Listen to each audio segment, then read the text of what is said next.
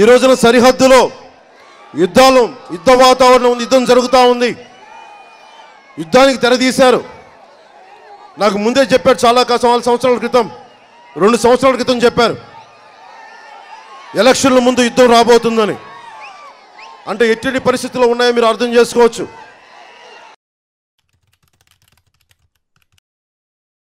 యుద్ధం ఎలా వస్తుంది 2 ఏళ్ల ముందే తెలుసు అంటే నాకేం తెలుసు, నేను వింటానండి పాకిస్తాన్ వాళ్ళు మాట్లాడుకుంటా.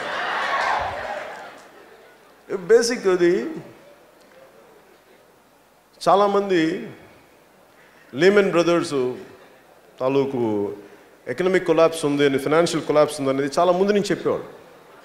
అలాగే ఈ పరిస్థితులు మన దేశంలో యుద్ధం రాబోతుంది అనటానికి ముఖ్యంగా చాలామంది పొలిటికల్ సర్కిల్స్లో మేబీ మీ అందరికీ తెలిసే ఉంటుంది, కానీ బయటికి రాదే, మీరు చదవాలి.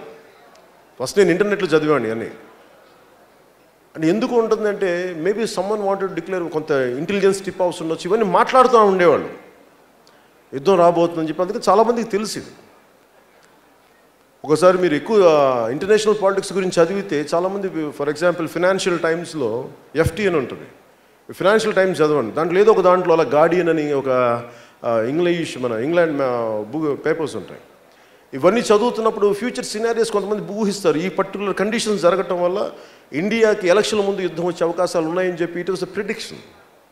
ఇది నా ప్రిడిక్షన్ కాదు, ఇది సమ్ పొలిటికల్ అబ్జర్వర్స్ తాలూకు ప్రిడిక్షన్. నేను దాన్ని దృష్టిలో పెట్టుకొని చెప్పాను. భారత్ మాతా కీ, భారత్ మాతా కీ, భారత్ మాతా కీ, జై హింద్.